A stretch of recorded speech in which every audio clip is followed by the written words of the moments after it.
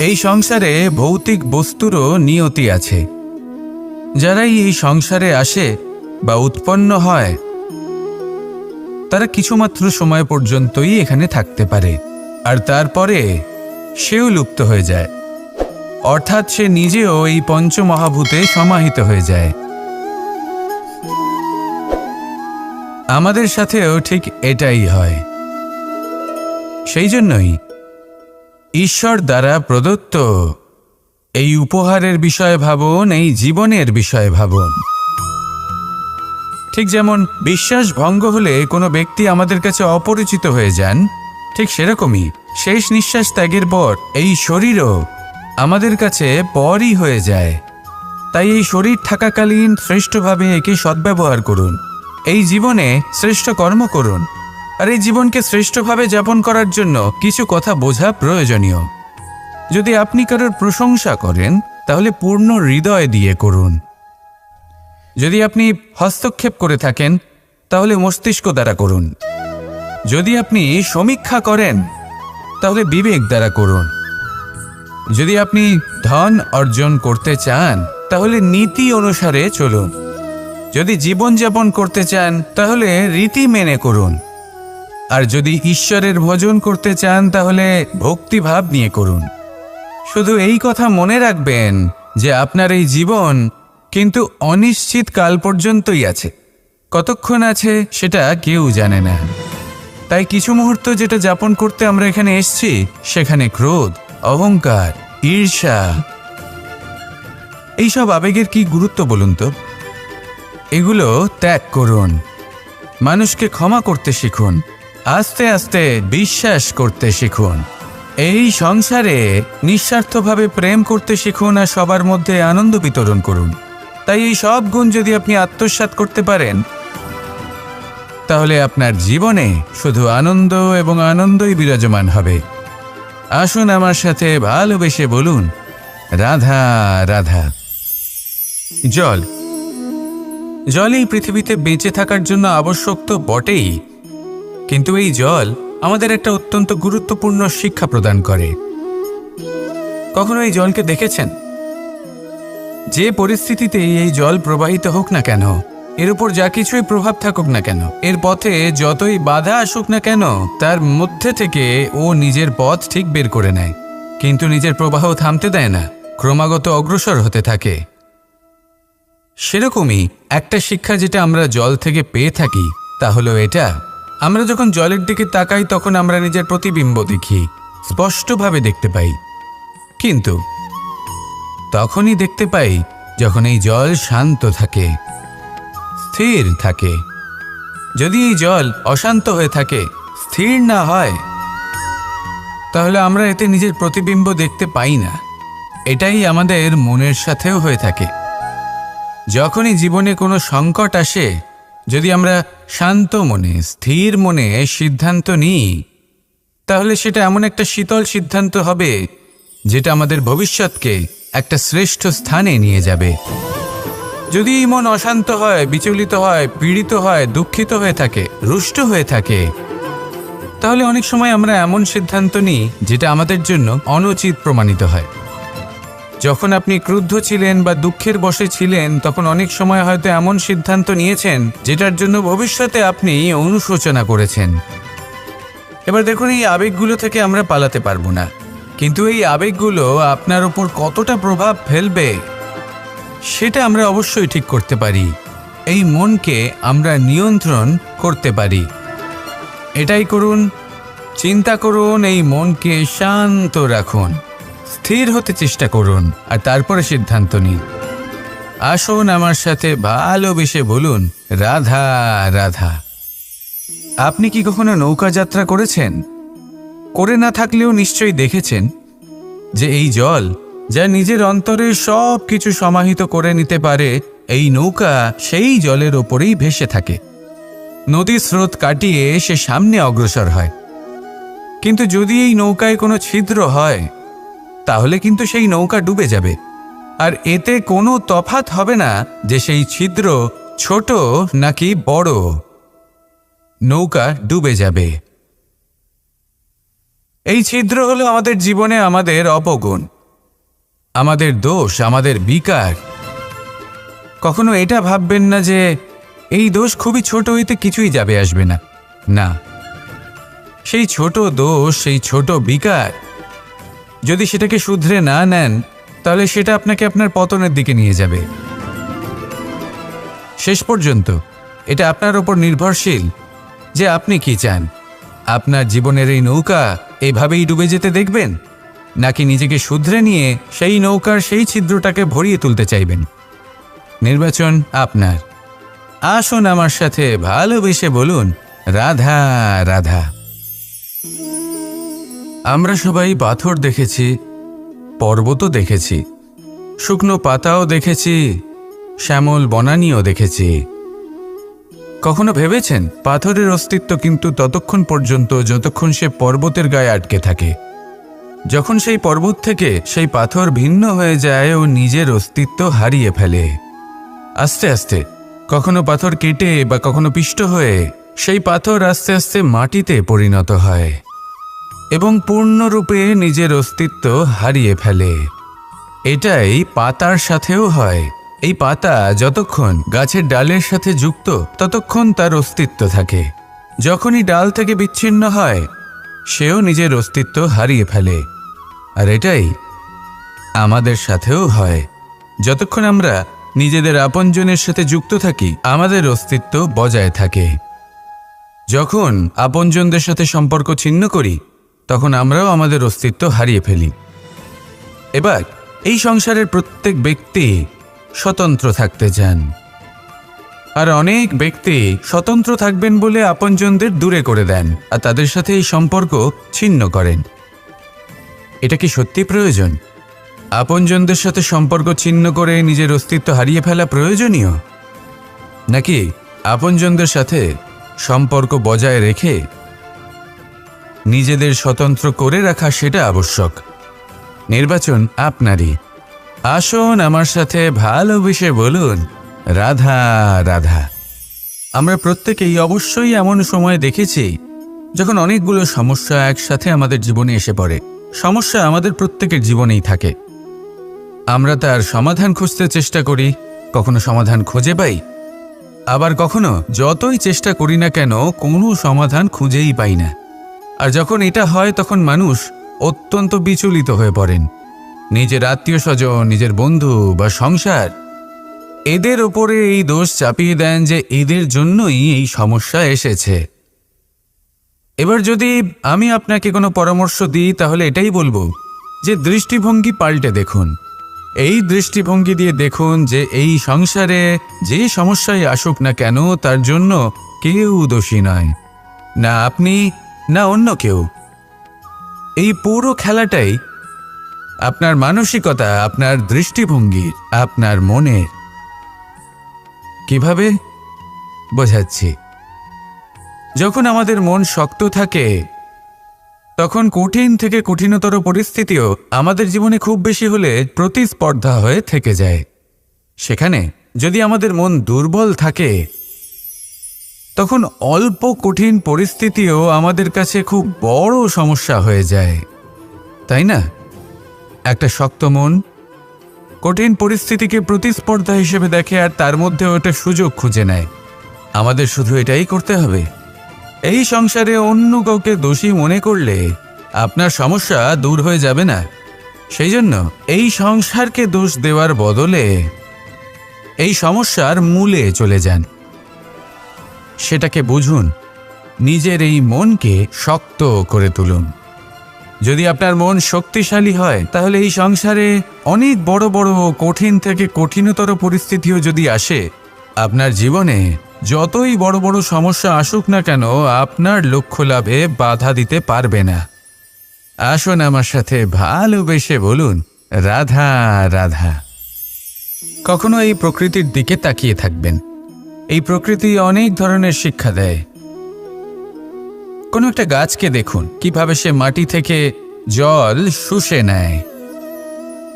সে ঝড় হোক বা হোক কড়া রোদ সব সহ্য করে এবং অবশেষে সে ফল ধারণ করে। আর সেই ফল উৎপন্ন করার পরে সে ফল কিন্তু সে নিজে গ্রহণ করে না, এই সংসারকে প্রদান করে, যাতে পশু পাখি মানুষ তারা এই ফল গ্রহণ করে শক্তিশালী হয়ে উঠতে পারে, সুস্থ থাকতে পারে। সেভাবেই নদী, সরোবর এরা নিজেরাও কিন্তু নিজেদের জল গ্রহণ করে না, মাটিকে প্রদান করে, পশু পাখিকে প্রদান করে। সূর্য নিজেও নিজের জন্য প্রজ্বলিত হয় না, সে প্রকাশ ছড়িয়ে দিতে চায় আমাদের সবার কাছে, সে আলো পৌঁছে দিতে চায়। এই প্রত্যেকের কর্মে পরমার্থ নিহিত আছে, আর সেই জন্যই এদের সকলকে পুজো করা। বনস্পতি ফলনের জন্য আমাদের কিসের প্রয়োজন পড়ে? একটু ধরিত্রীর, একটু পরিশ্রমের, আর একটা বীজের। এবার যদি মানুষের কথা বলি, তাহলে এখানে ধরিত্রী হলো মানুষের এই জীবন, যেখানে মানুষ নিজের ইচ্ছের ফল ফুল ফলন করতে চায়। পরিশ্রম হলো আমাদের কর্ম, আর বীজ হলো আমাদের নির্বাচন। আমাদের বেছে নিতে হবে যে আমরা কি বপন করব, আম নাকি ফণি মনসা, এর মধ্যে আমরা কি পেতে চাই।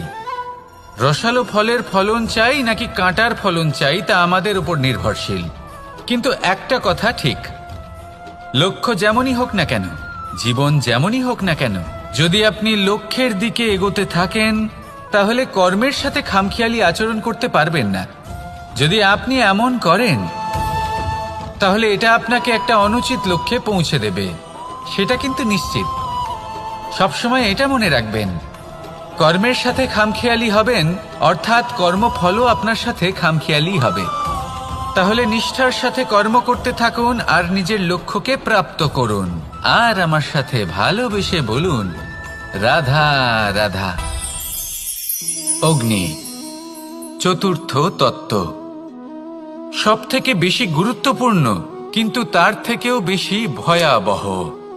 কখনো অগ্নিকে নিয়ন্ত্রিত রূপে উনুনে জ্বলতে দেখেছেন? এই অগ্নি আমাদের খাবার বানাতে সাহায্য করে, যা আমাদের শক্তি প্রদান করে। কিন্তু এই অগ্নি যখন বিচলিত হয়ে, অনিয়ন্ত্রিত হয়ে কোনো বনের আগুন হয়ে ওঠে, তখন মহা বিনাশ ঘটে যায়। আপনারই অন্তরের ঊর্জা হলো এই অগ্নি। এটা আপনার শক্তিও, আপনার ক্রোধ। একে ব্যবহার কিভাবে করবেন তা আপনারই হাতে। যদি কোনো ব্যক্তি নিজের অন্তরের এই ঊর্জাকে ব্যবহার করেন শক্তির রূপে, তাহলে সে বিকাশ ঘটাতে পারে, নির্মাণ ঘটাতে পারে। কিন্তু যদি কোনো ব্যক্তি তার অন্তরের ঊর্জাকে বিধ্বংসী অস্ত্র বানিয়ে ফেলেন, তাহলে নিশ্চিত রূপে মহা বিনাশ ঘটতে পারে, যাতে বিনাশ তারও অবশ্যই হবে। অনেক বছর পূর্বে এমনই এক আগুনের দ্বারা এই সুন্দর পৃথিবীর নির্মাণ হয়েছিল, আর অনেক বছর পূর্বে এমন এক আগুনেই সমস্ত জীব এবং সংসার বিলুপ্ত হয়ে গেছিল। এবার আপনি আপনার অন্তরের ঊর্জা দ্বারা বিনাশ ঘটাতে চান নাকি নির্মাণ ঘটাতে চান, সেই সিদ্ধান্ত আপনারই। আসুন আমার সাথে ভালোবেসে বলুন, রাধা রাধা। কখনো কখনো এমন হয়, আমরা আমাদের বাড়ির উঠোনে বীজ বপন করি, আর তা বিকশিত হয় একটা সুন্দর বৃক্ষে। তার শাখাগুলি প্রতিবেশীর বাড়ি পর্যন্ত পৌঁছয়। ফলের বর্ষণ প্রতিবেশীর বাড়িতেও হয়ে থাকে, আর আমরা ভাবি গাছ আমরা উৎপন্ন করব আর ফল খাবেন আপনারা। এই কেমন কথা হলো? আপনাকে এই কথা বুঝতে হবে যে এসব হলো ভৌতিক বস্তু, সাংসারিক বস্তু। কখনো নিজের বাড়ির বাগানে ভালোবাসার গাছ বপন করে দেখুন, তার শাখাও প্রতিবেশীর বাড়ি পর্যন্ত পৌঁছবে, ফলের বর্ষণ সেখানেও হবে। কিন্তু সেই ফল চাইতে আপনাকে যেতে হবে না, সেই ফল দ্বিগুণ মাত্রায় আবার আপনার কাছেই ফিরে আসবে। তাই নিজের বাড়িতে আর নিজের মনে ভালোবাসার গাছ উৎপন্ন করুন। এই জীবন প্রসন্ন হয়ে বলবে, রাধা রাধা। আকাঙ্ক্ষা কখন লোভে পরিণত হয়ে যায় তা কেউ বলতে পারে না। এবার তার পরিণাম কি হতে পারে তাও আমরা কেউ জানি না। আজ আমি আপনাকে বলছি, কোনো ব্যক্তি সবথেকে বেশি ক্ষতির সম্মুখীন তখনই হয় যখন সে এটা মনে করে যে সে সবথেকে বেশি সুরক্ষিত স্থানে রয়েছে। সে ভাবে যে সে সেখানে সুরক্ষিত রয়েছে। সে তখন অসাবধান হয়ে পড়ে, আর তখনই তাকে জীবনের সবথেকে বড় ক্ষতির সম্মুখীন হতে হয়। নিঃস্ব হয়ে যাওয়ার পরিস্থিতি কোনো মানুষের জীবনে তখনই আসে যখন তার কাছে প্রচুর সম্পত্তি থাকে এবং সে তার থেকেও অনেক বেশি সম্পত্তি অর্জন করতে চায়। সেই অনেক বেশি সম্পত্তি অর্জন করার চেষ্টায় সে এমন কিছু করে বসে যার ফলে তাকে সমস্ত সম্পত্তি হারাতে হতে পারে। একজন রচনাকার নিজেই নিজের প্রতিভা একদম শেষ করে দিতে পারে যখন সে অনেকগুলো কাজ নিজের কাঁধে নিয়ে নেয়।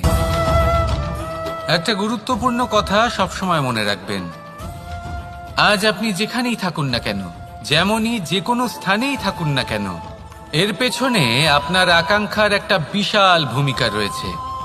কিন্তু মনে রাখবেন, আপনাকে শিখতে হবে যে কখন আর কিভাবে নিজের উচ্চাকাঙ্ক্ষাগুলিকে লাগাম পরাতে হবে, কারণ এটা অত্যন্ত আবশ্যক।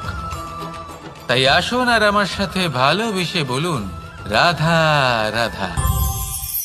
রাত্রে আমরা সুখ নিদ্রা লাভ করি, আমরা স্বপ্ন দেখি, ভবিষ্যতের পরিকল্পনা করি, খুব ভালো লাগে। সকালে যখন চোখ খুলি নিদ্রা ভঙ্গ হয়, স্বপ্ন সেইখানেই ভেঙে যায়, আর তারপর আমরা আমাদের রোজকার জীবন যাপন করি। স্বপ্ন হয়তো মানুষ রাতের বেলায় দেখেন, কিন্তু সেটাকে সার্থক দিনের বেলাতেই করতে হয়। রাতে মধুর বাতাসের নিচে কোমল শয্যায় শুয়ে মাতার গলায় মিষ্টি গান শুনতে শুনতে নিদ্রায় আচ্ছন্ন হওয়া, স্বপ্ন দেখা, ভবিষ্যতের পরিকল্পনা করা বড়ই সরল। কিন্তু সকালবেলায় সময় মতো উঠে সূর্যের তাপ সহ্য করে, সেই উষ্ণতা সহ্য করে সর্বাঙ্গ ঘেমে গিয়ে নিজের পথ খুঁজে বের করা, সেই পথে অগ্রসর হওয়া, বাধা বিপত্তি এসবের সম্মুখীন হওয়া, আর তারপর লক্ষ্য লাভ করা, এগুলো কঠিন কাজ। এ হলো অত্যন্ত কঠিন কাজ। যদি আপনি চান যে স্বপ্ন আপনি দেখেছেন তা সত্যি হোক, তাহলে দিনের বেলায় আপনাকে বেরিয়ে কর্ম করতেই হবে, পরিশ্রম করতেই হবে। মনের এই চক্ষু দিয়ে স্বপ্ন দেখা সম্ভব, কিন্তু যদি আপনি বুঝতে পারেন যে এই স্বপ্নই হলো আপনার লক্ষ্য, তাহলে তাকে সার্থক করতে শুধুমাত্র পরিশ্রম দ্বারাই করতে হবে। তাহলে পরিশ্রম করুন আর আমার সাথে ভালোবেসে বলুন, রাধা রাধা। মানুষের জীবনে তিনটি গুণ অত্যন্ত প্রয়োজনীয়: শ্রদ্ধা, বিনম্রতা, যোগ্যতা। যদি জ্ঞান লাভ করতে চান তাহলে শ্রদ্ধার প্রয়োজন, যদি মান লাভ করতে চান তাহলে স্বভাবে বিনম্র হওয়া প্রয়োজন, আর যদি মনোবাঞ্ছিত স্থান লাভ করতে চান তাহলে যোগ্যতার প্রয়োজন। বিষয়টা সহজ। শ্রদ্ধা আপনাকে জ্ঞান দেবে, নম্রতা আপনাকে মান, আর যোগ্যতা উচিত স্থান দেবে। কিন্তু যদি আপনি এই তিনটি গুণ সম্মিলিত করেন তাহলে এমন কিছু লাভ করবেন যা এই সব কিছুর থেকে অনেক ঊর্ধ্বে। সম্মান। আর এ হলো সেই সম্মান যা প্রত্যেক মানুষের নিজের জীবনে লাভ করতে চেষ্টা করা উচিত, কারণ এই হলো সেই সম্মান যার কারণে আপনি চলে যাওয়ার পরেও এই সংসার আপনাকে ভালোবাসবে আর মনে রাখবে। আসুন আমার সাথে ভালোবেসে বলুন, রাধা রাধা। অনেক সময় আমরা জীবনে অনেক মানুষকে এমন বলতে শুনে থাকি যে আমি অসফল হয়েছি কারণ আমার সময় ভালো যাচ্ছিল না, আমি এই জিনিসটা লাভ করতে চাইছিলাম কিন্তু করতে পারলাম না কারণ আমার সময়টা ভালো যাচ্ছিল না, আমি আমার জীবনে ওই মহান কাজটা করতে চাইছিলাম কিন্তু করতে পারলাম না। কেন? কারণ আমার সময়টা ভালো যাচ্ছিল না। কিন্তু যে মুহূর্তে ভালো সময় আমার জীবনে আসবে আমি সব কিছু প্রাপ্ত করব। এমন প্রায় প্রত্যেকেই বলেন আসুন একটা কথা বোঝা যাক। একজন মালিকে দেখুন, সে প্রত্যেক দিন গাছের সেবা করে, তাকে জল দেয়, তার যত্ন আত্তি করে। কেন প্রত্যেক দিন সেই গাছ ফল দেয় না? সঠিক সময় এলে তবেই সেই গাছ ফল দেয়, কিন্তু প্রত্যেক দিন মালি তার সেবা করে, তাকে যত্ন করে। শুধুমাত্র তখন করে না যখন সেই গাছ ফল দিতে সক্ষম। আর যদি মালি গাছের যত্ন প্রতিদিন না করে, তাহলে হয়তো সেই গাছ ফল দিতেই পারবে না। এটাই হলো আমাদের জন্য একটা শিক্ষা। যখন সময় আমাদের জন্য অপেক্ষা করে না, তখন আপনি সময়ের জন্য কেন অপেক্ষা করছেন?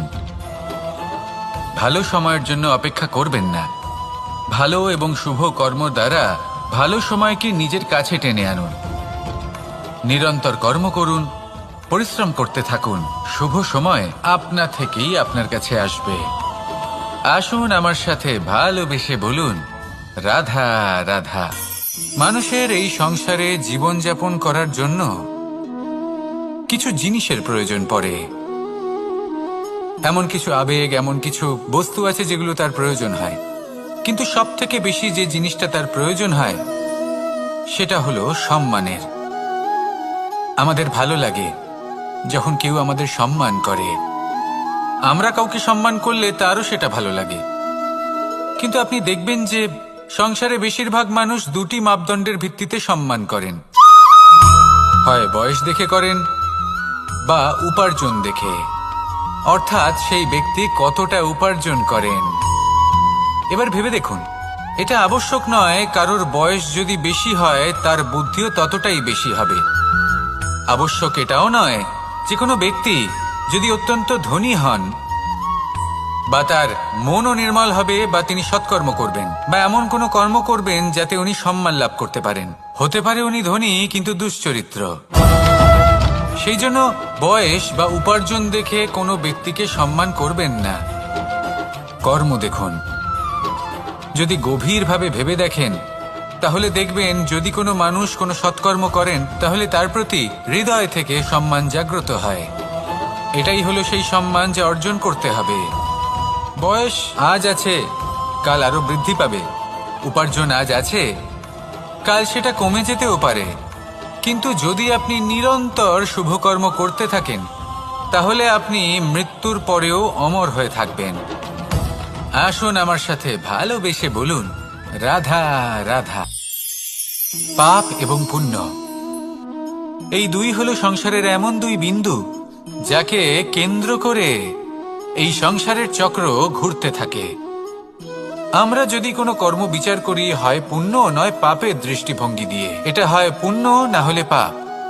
কিন্তু এই পাপ এবং পুণ্য এই দুই নির্ভর করে প্রত্যেক মানুষের ওপর, তার চিন্তাধারা, তার পরিস্থিতির ওপর। ধরুন এমন একজন মানুষ যিনি অনেক দিন ধরে বনে পথ হারিয়েছেন, অনেক দিন হয়তো উনি কোনো খাবার খাননি। এবার এমন পরিস্থিতি চলে এসছে যে এবার যদি উনি খাবার না খান তাহলে হয়তো জীবিতই থাকবেন না। আর এমন অবস্থায় ওনার সামনে যদি কোনো প্রাণী আসে তাহলে তাকে শিকার করা, এটা কিন্তু তার কাছে পাপ নয়। এটা তো জীবিত থাকার একমাত্র উপায়। এটা তার কাছে পুণ্য সম। আর যদি আমি এমন একজন ব্যক্তির কথা বলি যিনি সরল, যিনি একটি সুখী, শান্ত, সুরক্ষিত জীবনযাপন করছেন, তার কাছে কিন্তু এটা পাপ। এইরকমই এই সংসারে ভিন্ন ভিন্ন পরিভাষা আছে পাপ এবং পুণ্যের। তার মধ্যে যদি আমি আপনাকে একটি সরল পরিভাষা দিই, সেটা হলো জীবনে যখনই কোনো কর্ম করবেন সেটা নিয়ে একটু ভেবে দেখুন যে এই যে কাজটা আমি করছি তার ফলে এই যে অন্য মানুষেরা আছেন এই সংসারে, তারা কি দুঃখ পাবেন? যদি তারা দুঃখ পান তাহলে সেটা পাপ। যদি আপনি এমন কোনো কর্ম করেন যার ফলে অন্যরা প্রসন্নতা লাভ করেন, তাদের মুখে হাসি ফুটে ওঠে, যদি তারা প্রেরিত হন, জীবনে সামনে এগোতে পারেন, তাদের বিকাশ হয়, তাহলে এটা হলো পুণ্য। তাই জীবনে সবসময় পুণ্য করতে থাকুন আর আমার সাথে ভালোবেসে বলুন, রাধা রাধা। বনস্পতি ফলনের জন্য আমাদের কিসের প্রয়োজন পড়ে? একটু ধরিত্রীর, একটু পরিশ্রমের আর একটা বীজের। এবার যদি মানুষের কথা বলি তাহলে এখানে ধরিত্রী হলো মানুষের এই জীবন, যেখানে মানুষ নিজের ইচ্ছের ফল ফুল ফলন করতে চায়। পরিশ্রম হলো আমাদের কর্ম, আর বীজ হলো আমাদের নির্বাচন। আমাদের বেছে নিতে হবে যে আমরা কি বপন করব, আম নাকি ফণি মনসা। এর মধ্যে আমরা কি পেতে চাই? রসালো ফলের ফলন চাই নাকি কাঁটার ফলন চাই, তা আমাদের উপর নির্ভরশীল। কিন্তু একটা কথা ঠিক, লক্ষ্য যেমনই হোক না কেন, জীবন যেমনই হোক না কেন, যদি আপনি লক্ষ্যের দিকে এগোতে থাকেন তাহলে কর্মের সাথে খামখেয়ালি আচরণ করতে পারবেন না। যদি আপনি এমন করেন তাহলে এটা আপনাকে একটা অনুচিত লক্ষ্যে পৌঁছে দেবে, সেটা কিন্তু নিশ্চিত। সবসময় এটা মনে রাখবেন, কর্মের সাথে খামখেয়ালি হবেন অর্থাৎ কর্মফলও আপনার সাথে খামখেয়ালি হবে। তাহলে নিষ্ঠার সাথে কর্ম করতে থাকুন আর নিজের লক্ষ্যকে প্রাপ্ত করুন। আর আমার সাথে ভালোবেসে বলুন, রাধা রাধা। অগ্নি চতুর্থ তত্ত্ব, সব থেকে বেশি গুরুত্বপূর্ণ কিন্তু তার থেকেও বেশি ভয়াবহ। কখনো অগ্নিকে নিয়ন্ত্রিত রূপে উনুনে জ্বলতে দেখেছেন? এই অগ্নি আমাদের খাবার বানাতে সাহায্য করে, যা আমাদের শক্তি প্রদান করে। কিন্তু এই অগ্নি যখন বিচলিত হয়ে, অনিয়ন্ত্রিত হয়ে কোনো বনের আগুন হয়ে ওঠে, তখন মহা বিনাশ ঘটে যায়। আপনারই অন্তরের ঊর্জা হলো এই অগ্নি। এটা আপনার শক্তিও, আপনার ক্রোধ। একে ব্যবহার কিভাবে করবেন তা আপনারই হাতে। যদি কোনো ব্যক্তি নিজের অন্তরের এই ঊর্জাকে ব্যবহার করেন শক্তির রূপে, তাহলে সে বিকাশ ঘটাতে পারে, নির্মাণ ঘটাতে পারে। কিন্তু যদি কোনো ব্যক্তি তার অন্তরের ঊর্জাকে বিধ্বংসী অস্ত্র বানিয়ে ফেলেন, তাহলে নিশ্চিত রূপে মহা বিনাশ ঘটতে পারে, যাতে বিনাশ তারও অবশ্যই হবে। অনেক বছর পূর্বে এমনই এক আগুনের দ্বারা এই সুন্দর পৃথিবীর নির্মাণ হয়েছিল, আর অনেক বছর পূর্বে এমন এক আগুনেই সমস্ত জীব এবং সংসার বিলুপ্ত হয়ে গেছিল। এবার আপনি আপনার অন্তরের ঊর্জা দ্বারা বিনাশ ঘটাতে চান নাকি নির্মাণ ঘটাতে চান, সেই সিদ্ধান্ত আপনারই। আসুন আমার সাথে ভালোবেসে বলুন, রাধা রাধা। যোদ্ধা, এদের সবার ক্ষেত্রে এই কথাটাই প্রযোজ্য।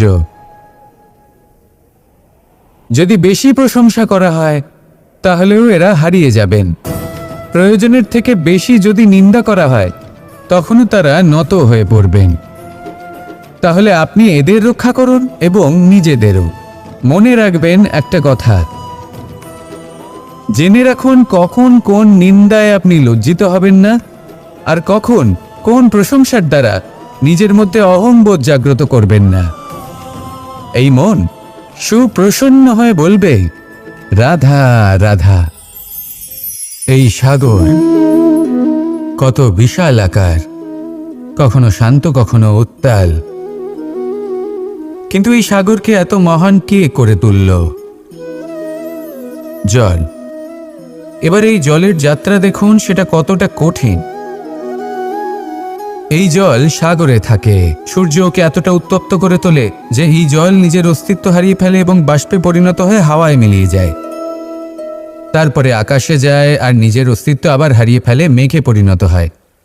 তারপর এই মেঘ কোথাও গিয়ে কোনো পর্বতে ধাক্কা খায়, তারপর আবার এই জল নিজের অস্তিত্ব হারায়। তারপরে বর্ষার রূপ ধারণ করে তা বর্ষিত হয়, বা কোনো পর্বতের চূড়ায় তার শিখরে বরফের রূপ ধারণ করে। তারপরে এই বর্ষা মাটির দিকে নিজের যাত্রা শুরু করে। এবার মাটিতে ঝরে পড়া এই বর্ষা স্রোতের আকার ধারণ করে এবং আস্তে আস্তে বইতে থাকে। এই নদীর আকার ধারণ করে এবং নদী রূপে বইতে বইতে পাথরে ধাক্কা খায় বা কোনো পর্বতে ধাক্কা খায়, আর তারপর এই নদী এসে সাগরে সমাহিত হয়ে যায়। নদীর এই জল আবারও নিজের অস্তিত্ব হারিয়ে ফেলে, কিন্তু এইবার সেই জল নিজেই সাগরে পরিণত হয়। এটা আমাদের সকলের জন্য একটা শিক্ষা যে এই সংসারে জীবন এবং সময়ের হলো এক অনন্ত যাত্রা। এই সংসারে যা কিছু আছে তার সূত্রপাত কোথাও একটা হবেই। সেই জন্য মৃত্যু এবং সমাপ্তির চিন্তা ত্যাগ করে দিন আর যে সূত্রপাত আপনি লাভ করছেন তার আনন্দ উপভোগ করুন। ভেবে দেখুন আপনি কিভাবে শ্রেষ্ঠ কর্ম করতে পারেন যাতে এই সংসার এবং এই সমাজ এই দুইয়ের মঙ্গল সম্ভব। আসুন আমার সাথে ভালোবেসে বলুন, রাধা রাধা। একটি নৌকা বিশাল একটি সাগরে ভেসে চলে, কখনো যাত্রীদের বা কখনো বিশাল বস্তুকে নিজের সাথে বহন করে নিয়ে চলে, এক স্থান থেকে অন্য স্থানে পৌঁছে দেয়। এই নৌকা কখনো সাগরে আটকে পড়ে বা কখনো ডুবে যেতেও পারে, কিন্তু এই নৌকা তখন ডুবে যায় না যখন এর আশেপাশে অধিক মাত্রায় জল থাকে।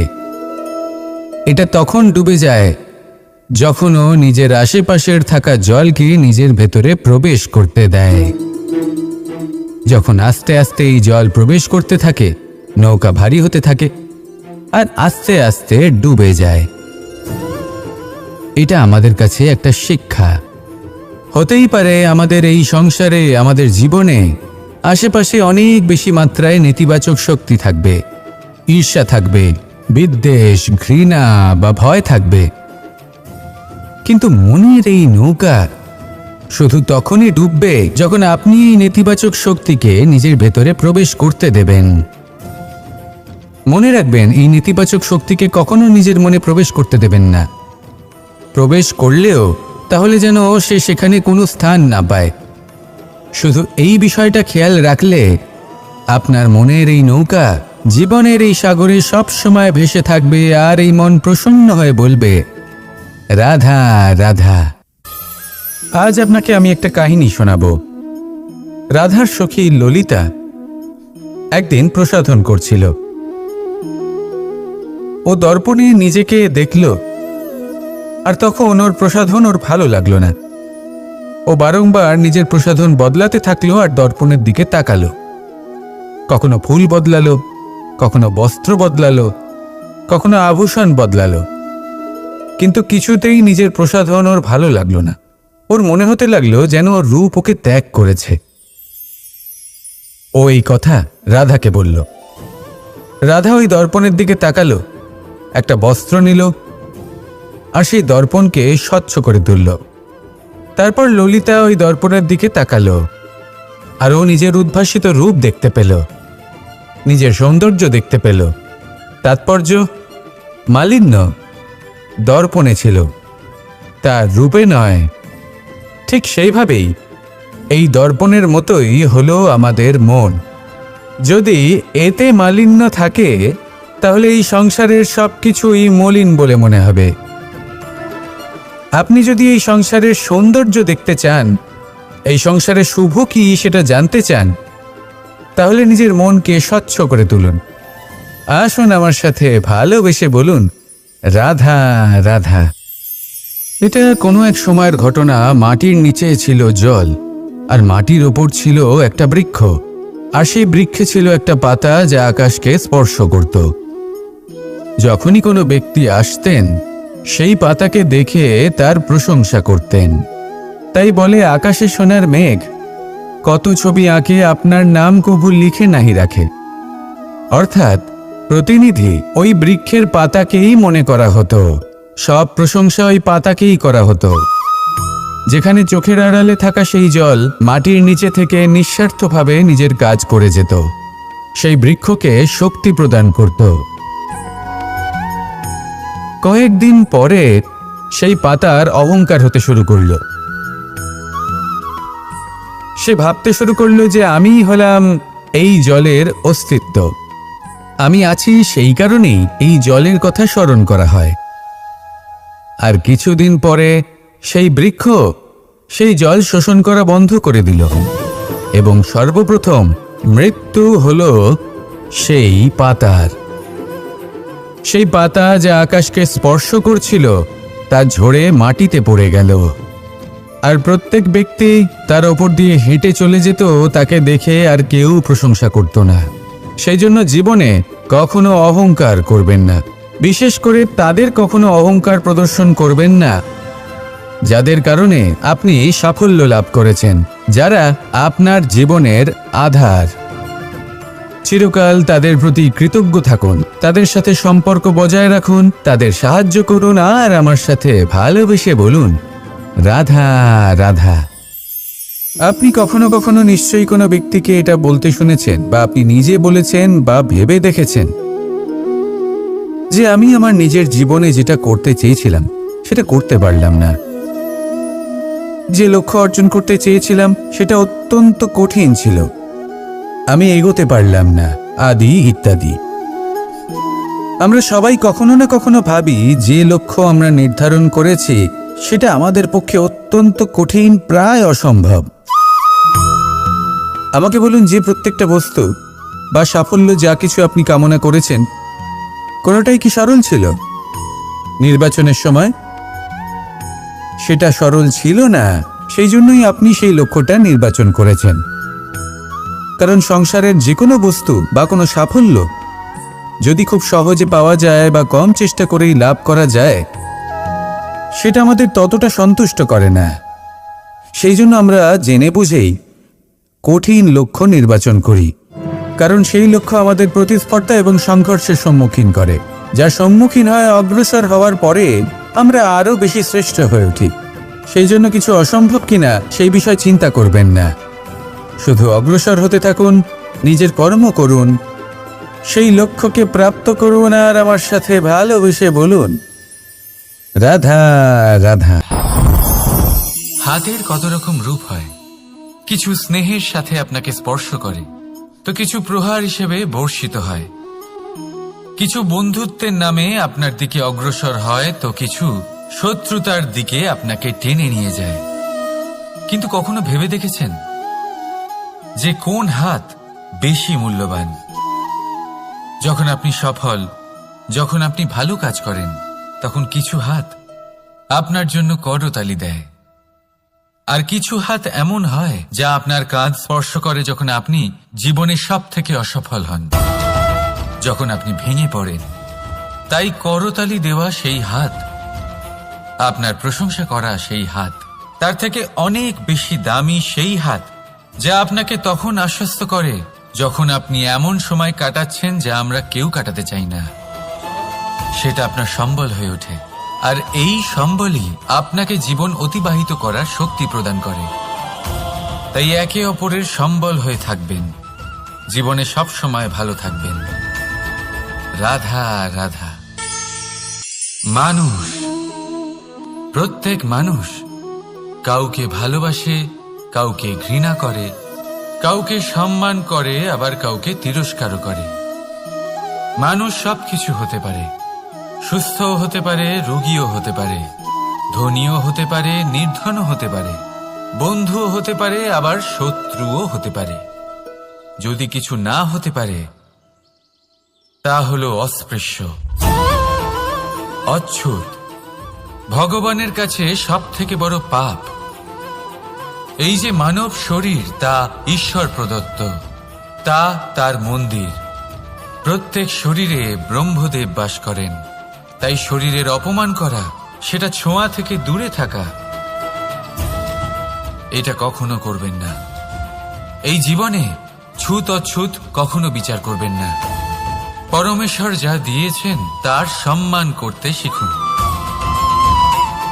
আর আসুন আমার সাথে ভালোবেসে বলুন, রাধা রাধা। প্রেম আর চাওয়া একই মনে হয়, তাই না?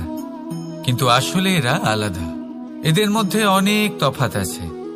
দেখতে গেলে প্রেম আর চাওয়া কখনোই এক হতে পারে না। এবার যদি আপনাকে আমি এক উদাহরণ দিই, যদি আপনি এই ফুলকে চান, তাহলে আপনি এটাকে তার ডাল থেকে ছিঁড়ে আপনার কাছে রেখে দেবেন।